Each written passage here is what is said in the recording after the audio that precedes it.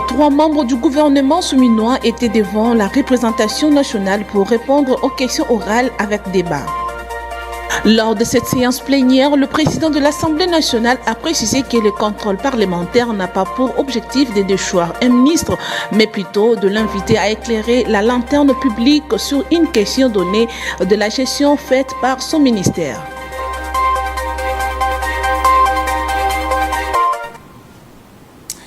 Et reste de vous retrouver encore une fois. Mesdames et messieurs, bienvenue dans cette session d'information dans l'actualité. À l'Assemblée nationale, 3 membres du gouvernement souminois étaient devant la représentation nationale pour répondre aux questions orales avec débat.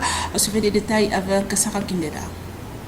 Comme il sera désormais fait chaque mercredi de la semaine à la Chambre basse du Parlement, la plénière du mercredi 13 novembre 2024 a été consacrée aux travaux de contrôle parlementaire à travers le traitement de cette question orale avec débat adressée à 3 membres du gouvernement, dont 3 au vice-premier ministre, ministre du Plan et coordination de l'aide au développement, Hélène Yambo Mbouizia, 3 autres au ministre d'État, ministre des Infrastructures et de Travaux publics, Alexis Guissaro Mouvouni, et une dernière au ministre de Mines, Kizito Pakapomba. Avant d'entamer le débat, le speaker de la Chambre basse du Parlement a précisé que le contrôle parlementaire n'a pas pour objectif de déchoir un ministre, mais plutôt de l'inviter à éclairer la lanterne publique sur une question donnée de la gestion faite par son ministère. Face à la représentation nationale, le ministre du Plan et coordination de l'aide au développement, Hélène Yambo, venu répondre aux 3 questions orales avec débat, lui adressées par le député national Patrick Omunyomo, Andoulou Nzongo Vincent et Freddy Bondekele Iliki au sujet du taux d'exécution financière et physique du projet de développement de 145 territoires dans les zones victimes de conflits armés, Kaduma-Sissi et dans le province de la Mongala et du Maindombe. Dans sa réponse, le ministre en charge du plan a évoqué un taux d'exécution financière de 58,49% contre un taux d'exécution physique de 32,48% sur tous les chantiers de la République qui comptent déjà 518 écoles construites sur le 1198 prévus et 59 bâtiments administratifs érigés sur le 145 prévus. Parmi les raisons du retard constaté dans l'exécution de travaux du PDL 145 territoires, le ministre Guilane Yambo a évoqué en premier lieu le début tardif de travaux intervenus en 2023 alors que le lancement réel du PDL 145T a eu lieu en 2021. Il a évoqué ensuite la situation sécuritaire précaire dans certains territoires ainsi que le vol de matériaux destinés à ces travaux.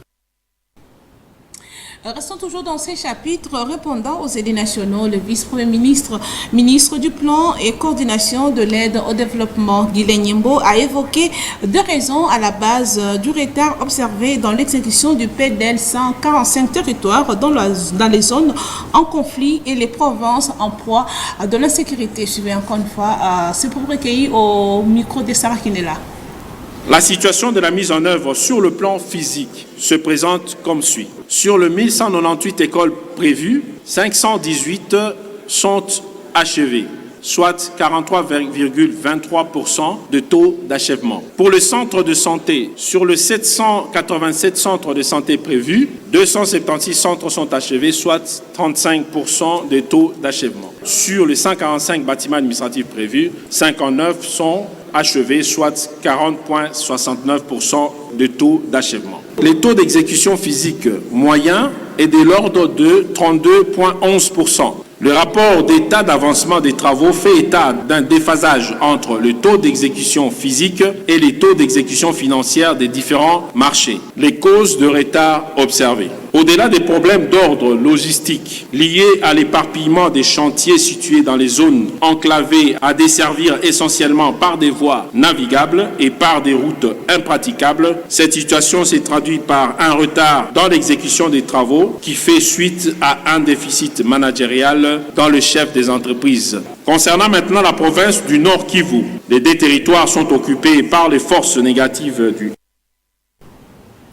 Lors de cette séance plénière, le président de l'Assemblée nationale a précisé que le contrôle parlementaire n'a pas pour objectif de déchoir un ministre, mais plutôt de l'inviter à éclairer la lanterne publique sur une question donnée de la gestion faite par son ministère. Suivez Vital Kamere au micro de Sarah Kindela. Je voudrais, avant d'entrer en matière, préciser que cet exercice, contrairement à la rumeur, aux réseaux sociaux, aux coups de fil reçus à gauche à droite, ne vise à faire partir aucun membre du gouvernement. C'est un contrôle parlementaire fixé à l'article 188 de notre règlement intérieur. Cet exercice, au contraire, va permettre non seulement aux députés qui ont posé des questions d'être éclairés, mais aussi aux autres membres de l'Assemblée nationale d'être pleinement informés des soucis soulevés par les députés nationaux. Quittant l'Assemblée nationale, à la primature, la première ministre Judith Suminwa a représenté le chef de l'État Félix Tshisekedi à la réunion présidentielle organisée par la Banque africaine du développement. C'était au cours de la 29e conférence annuelle des Nations Unies sur le changement climatique COP29. Je vous laisse suivre Judith Suminwa au micro de Julia Mwamba. J'ai bien noté qu'une valorisation adéquate du stock de capital naturel de nos États pourrait entraîner des énormes retombées économiques et financières de nos nations et nos populations. À titre d'exemple, une estimation générale des services de séquestration du carbone du bassin du Congo indique qu'il pourrait potentiellement générer une valeur d'environ 55 milliards de dollars par an pour notre région d'Afrique centrale. Le patrimoine naturel de mon pays, la République démocratique du Congo, rend d'importants services environnementaux et écosystémiques à toutes les échelles. Au niveau international, ce patrimoine contribue à stabiliser le climat. Au niveau régional, ce patrimoine contribue à réguler les ressources en eau, en microclimat. Au niveau national, ce patrimoine sert de source principale aux besoins alimentaires et sanitaires. Selon les estimations effectuées en 2018, la valeur de ce patrimoine serait estimée à environ 316,1 milliards de dollars américains. Malheureusement, sa contribution à la formation du produit intérieur brut reste encore extrêmement faible. Ainsi, œuvrer à la juste valorisation de ce patrimoine est, me semble-t-il, très important pour soutenir l'accélération urgente du développement de notre pays. L'amélioration du bien-être des Congolais qui en résultera est un impératif pour mon gouvernement. La première ministre Judith Suminwa s'est exprimée mercredi à la 29e conférence des parties à la Convention cadre des Nations Unies sur le changement climatique organisée à la COP29 qui se tient à Bakou, capitale d'Azerbaïdjan. Suivez les commentaires de Milka Mayambi. Dans son allocution devant le chef d'État et plusieurs dignitaires mondiaux, la chef du gouvernement congolais a appelé à une action collective pour freiner les effets néfastes du changement climatique. Nous sommes réunis ici à Bakou, à la COP29, à un moment où notre planète fait face à une urgence climatique sans précédent. Nous constatons tous que le changement climatique s'accélère, compromettant nos projections et notre capacité d'adaptation. La clé réside dans l'action collective qui doit être ambitieuse et reposer sur les principes de justice, d'équité et de solidarité. La première ministre a alerté sur le fait que ces effets néfastes du changement climatique ne n'épargnent pas la République démocratique du Congo malgré ses vastes étendues de forêts. En effet, avec ces vastes étendues de forêts qui régulent le climat mondial, sa riche biodiversité, ses réserves en eau douce, ses gigantesques zones de tourbières, ses immenses terres arables, sans oublier ces nombreux minerais critiques incontournables pour le développement des technologies de pointe à l'ère de la transition énergétique, la République démocratique du Congo est véritablement au cœur des enjeux climatiques. Cependant, elle reste extrêmement vulnérable aux effets néfastes du changement climatique. Du haut de la tribune, Judith Suminwa Tuluka a martelé sur la nécessité de financer la RDC à bien mener ses efforts de lutte contre le changement climatique. Elle a par ailleurs fait savoir que malgré cela, la RDC est prête à établir de partenaires stratégiques gagnant-gagnant, à la fois bénéfiques pour la communauté et pour la planète. Rappelons que le gouvernement Suminwa prévoit comme 6e pilier de son programme d'action de gérer durablement et de manière responsable l'écosystème.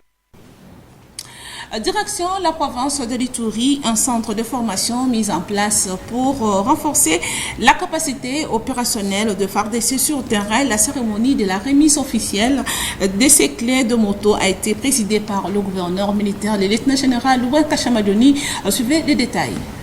Dans le souci de renforcer la capacité opérationnelle de FARDC sur terrain, le commandant des opérations et gouverneur militaire de l'Ituri vient de mettre à la disposition du centre de formation de Rwampara 3 motos et 3 autres à l'administration du territoire du Roumu. La cérémonie de la remise officielle de ces clés de ces motos a été présidée ce jeudi par le gouverneur militaire de l'Ituri qui, dans son intervention, a appelé le bénéficiaire à l'utilisation rationnelle de ces engins. Le Roumu, c'est le territoire le plus pacifié, suite au travail que vous êtes en train de faire avec les communautés.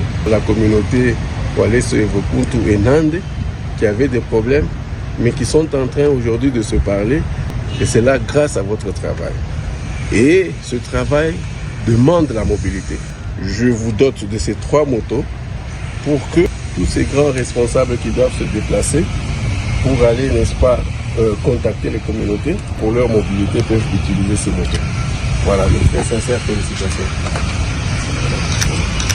L'administrateur du territoire du Roumu et le commandant du centre d'instruction de Rwampara ont eu de mots justes pour remercier l'autorité provinciale pour ce geste. Cette dotation va permettre à ces 2 communautés condamnées à vivre ensemble, les membres pouvaient accéder dans toutes les entités de Waleso Evokuntu et entités voisines de Basile.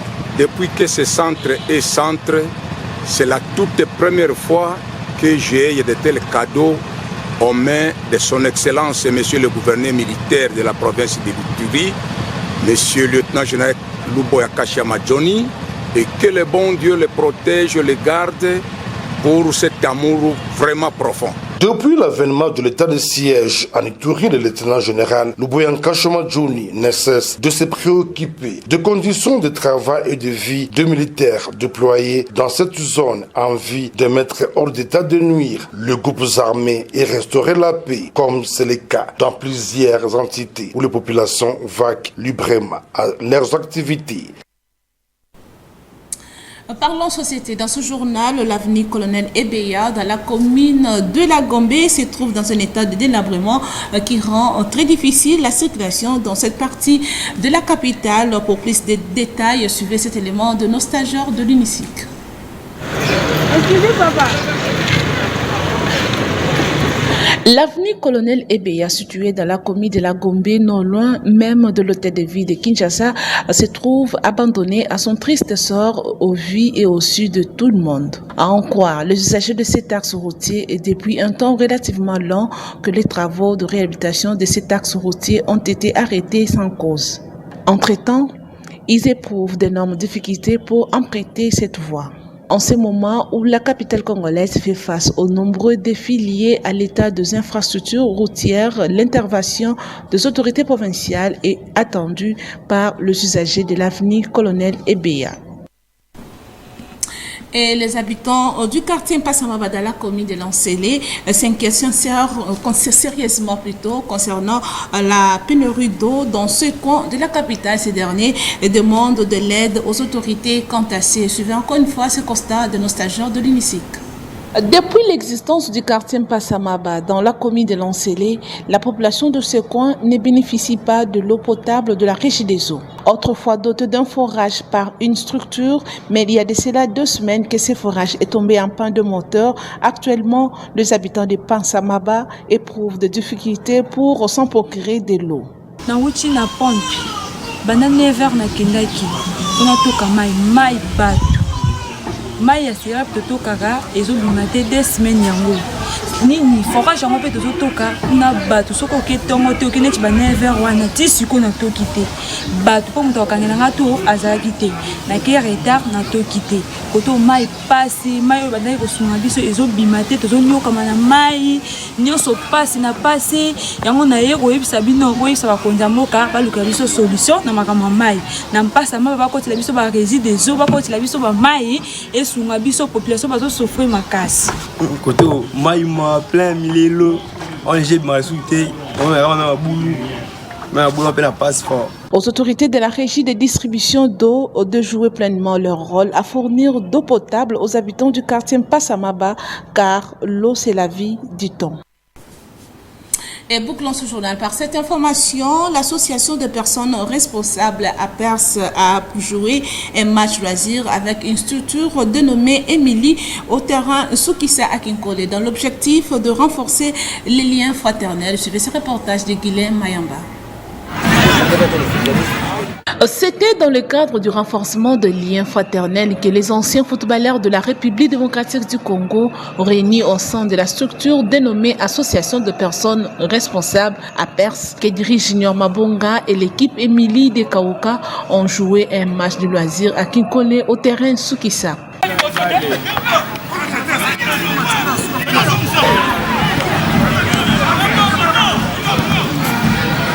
Un match très équilibré et spectaculaire avec de belles actions qui s'est bouclé avec un score de 2-1 en faveur de l'Émilie.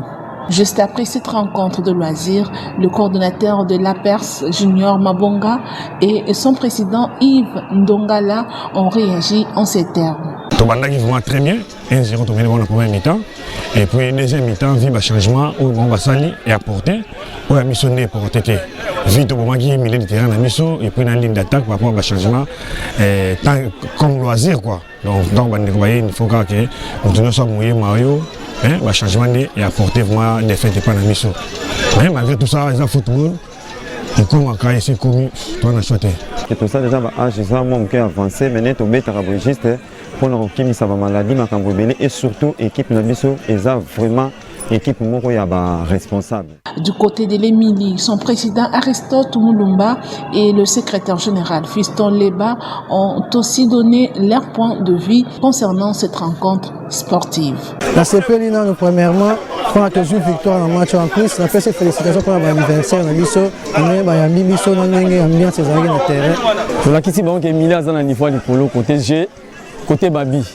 Donc, victoire, ils ont mis ça. On a fait membre de Émilie. Félicitations. Merci de la présence. Il est très important pour tous les anciens footballeurs de rejoindre l'association de personnes responsables qui est une structure ambitieuse et très importante pour les anciens footballeurs du pays. C'est la fin de ce journal. Merci de l'avoir suivi. Mais avant de nous quitter, place au rappel des titres. Vous venez de suivre dans ce journal, 3 membres du gouvernement souminois étaient devant la représentation nationale pour répondre aux questions orales avec débat. Mais également, lors de cette séance plénière, le président de l'Assemblée nationale a précisé que le contrôle parlementaire n'a pas pour objectif de choisir un ministre, mais plutôt de l'inviter à éclairer la lanterne publique sur une question donnée de la gestion faite par son ministère. C'est tout pour le rappel des titres.